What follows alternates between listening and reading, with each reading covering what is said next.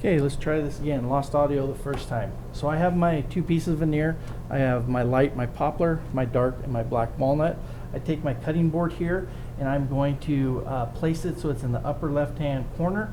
I'm going to have it overlap just a little bit to make sure that if it goes edge to edge, it will fit. I will flip this one around. I will do it in the upper left corner as well.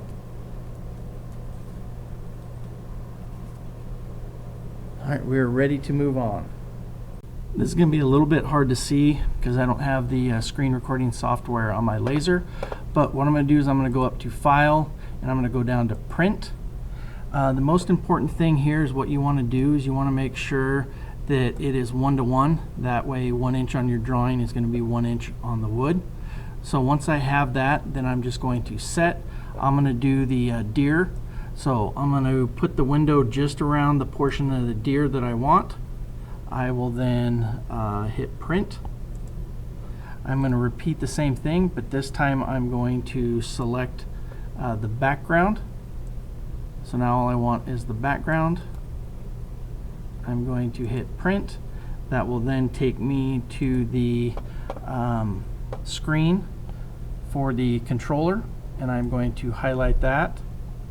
Put that in the right spot, and then I'm going to go to the previous one and move that over as well.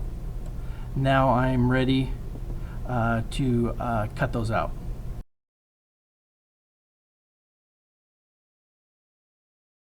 Okay, before we hit play here, we're going to want to make sure that we flip on our exhaust and also turn on the air assist.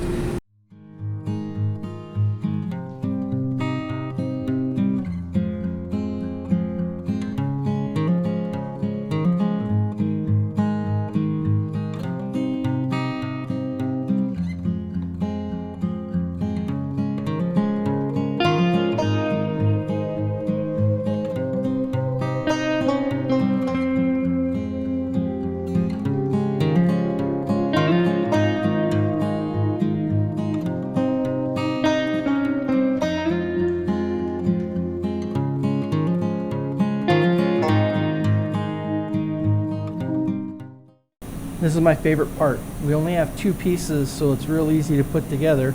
In this case, we're going to take the dark black walnut and we're going to put it into the poplar background, and we'll take just a couple pieces of tape to hold it together, and then we'll put transfer tape on top of this. We have the transfer tape on the front side. The back side is here.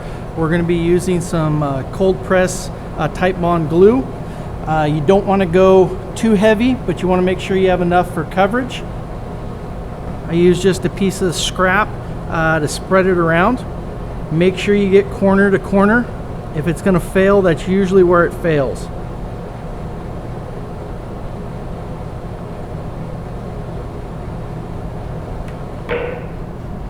Okay, now I'm going to take the glued board and I'm going to put it on the back of the veneer. The reason I do this is the veneer then doesn't move and I don't have to worry about parts shifting. Press down on it and we're going to go put it in the vacuum bag. So we already have a project in the vacuum bag. We're going to add to it. So I'm going to take off the clamp, pull out the cylinder. I'm going to put this face down, and you want it to put it next to this hose in here or next to another project. Now we're going to close it up. Got the clear rod, got the black C, clamp over it. And now we're ready to turn on the pumps. I have two vacuum pumps, a small one and a big one. To get the small one to come on, you come down here and you're going to hit 60 minutes. You're going to come up to the big one. You're going to flip the switch on the back, turn the valve, and then you're going to watch the air begin to get sucked out. We want to make sure that this gets down to 15 on the gauge before we walk away.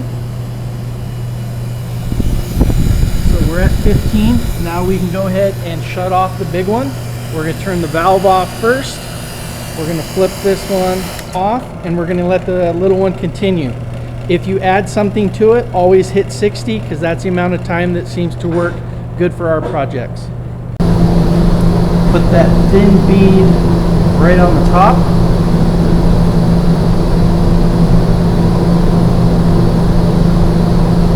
Do a little bit of spreading with your finger.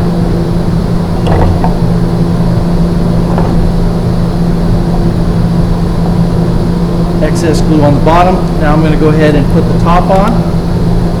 What I'm feeling for is on the bottom that there's a little bit of overhang all the way around. So I'm going to let the box hang off the end. Grab one of my clamps here. Squeeze on that edge. Move over to this edge. Squeeze. I'm going to flip it over. I'm going to look and see if I have a little bit of overhang all the way around. I'm a little bit shy there, so I'm going to move the top just a little bit. All right. Reattach these.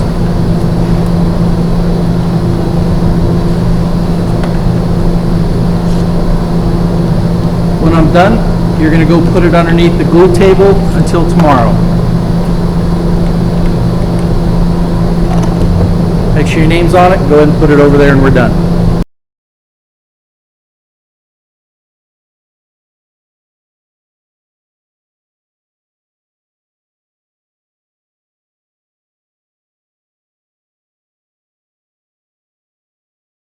We're going to take the box that we glued. I left the transfer tape. It's going to help protect it still. We're going to cut. First thing we're going to do is we're going to cut the end grain on both ends, and then we'll go with the side grain. Have something to back it up so that you don't create chip out.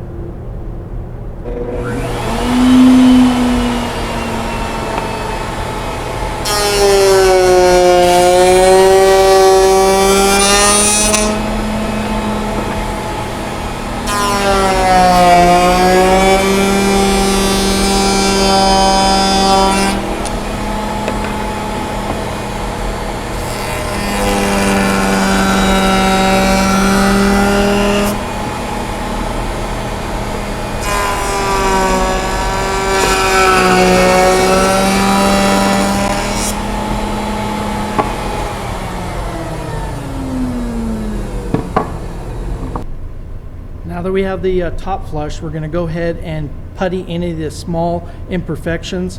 If you have something like this, we're not going to worry about that in the project, but you're going to grab a putty knife and you're going to grab some putty. Try to get the putty as close to the color of the wood that you have. We want to make sure that we put the lid on when we're done so it is not drying out. So we're going to take a little bit with the putty knife and you want to force it down into the imperfections. In this case, it is a nail head, and you're going to go on all the sides, find any of the imperfections, and you're going to fill those in. Do not go crazy with the putty because you're going to have to sand off any of the excess residue because it will show up when the time comes to put our finish on.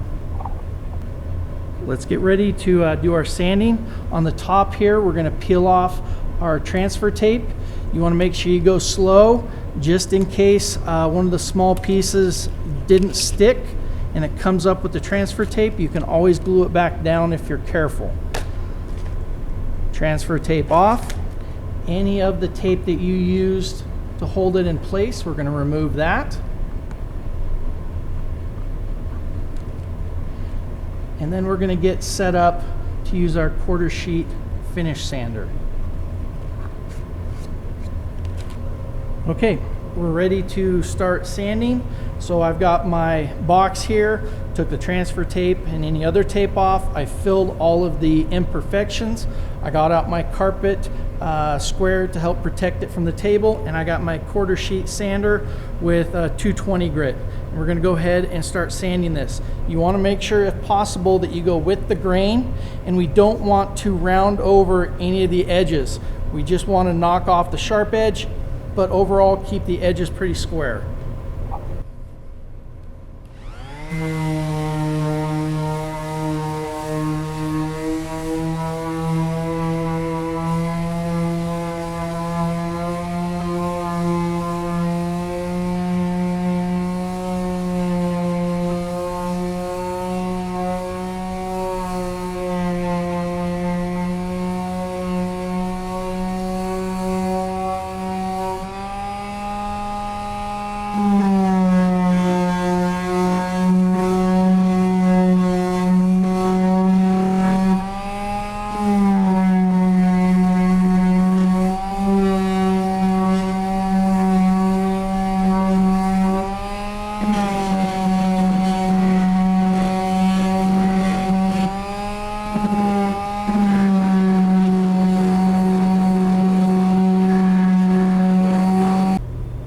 We have the dado blade set up 7/16. We have it about 730 seconds high. I've got it set it up so it should match in our dado that we did in step 2. I'm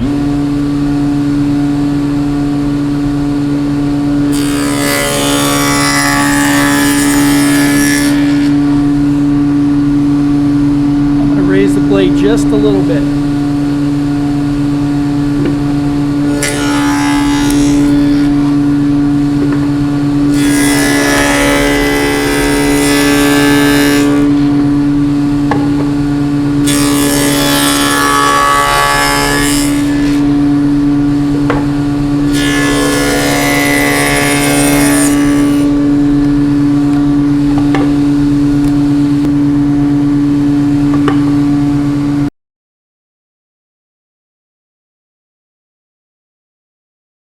What we need to do is go ahead and soften all these edges that we just created. So we'll do it on the outside as well as the inside.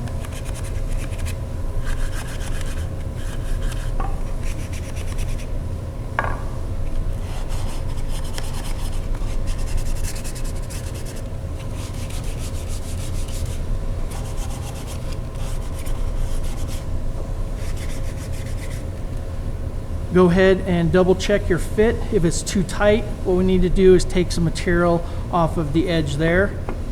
This has a good fit and we're ready to blow it off and start going to put finish on.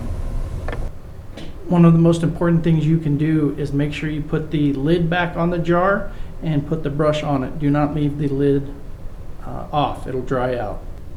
We are now ready to put on our polyurethane. You want to make sure you grab the jar that is polyurethane. We're just going to put a light coat. We want to make sure that we flood everything.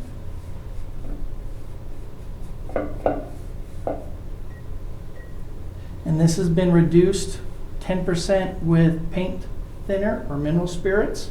We do the ends.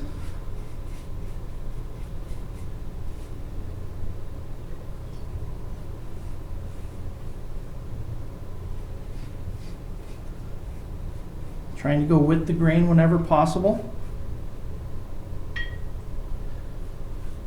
These are cheap brushes, so you want to make sure that they don't get left on your project. So now we're going to do what we call tipping off. You're going to start at the end and you're going to go all the way across, nice even strokes, trying to remove any drips or imperfections. Once you have that, we're going to go ahead and set it on the drying shelf. When you place your project on the drying shelf, you want to make sure that none of the surfaces that you polyed are touching the wood. It will stick to it, and we have had projects break in the past.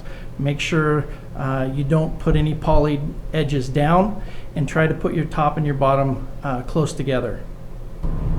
What I have here is the box that was finished the last time you saw me. We're going to go ahead and we're going to take some 400 grit sandpaper and we're going to use a block and we're just going to knock off some of the high points. Again, go with the grain.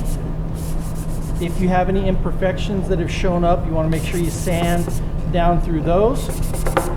We're just trying to take anything off that may have raised or fallen from the sky.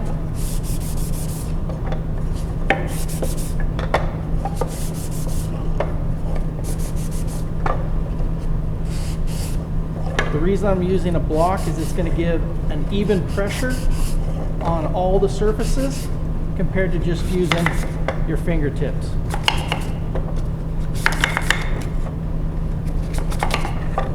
And we're ready to go put some more coats on. The rule for what we're doing in here is you're going to have 3 coats on everything that you can see. On the inside and the bottom, we're going to go ahead and just do 1 coat. Just like before, we're going to go ahead and put a coat of polyurethane on this. We want 3 on the outside, so I'm going to do another coat on this. Flood it just like before.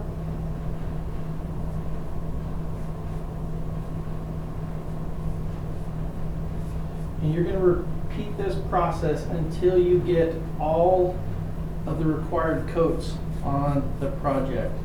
if you do have a tack cloth available, you could use that.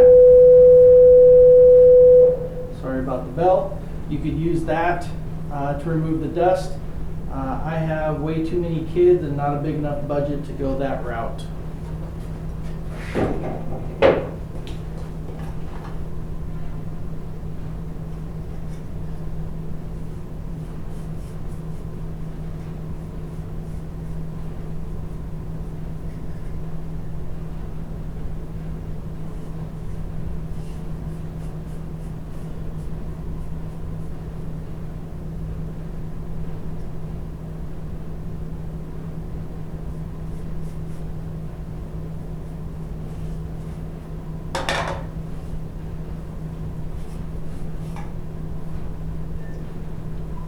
Since I'm here, I am going to do an extra coat on the inside. You're welcome to do more than the minimum.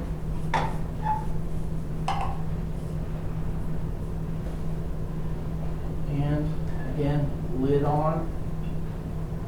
With the brush, go ahead and set your box over on the shelf to dry.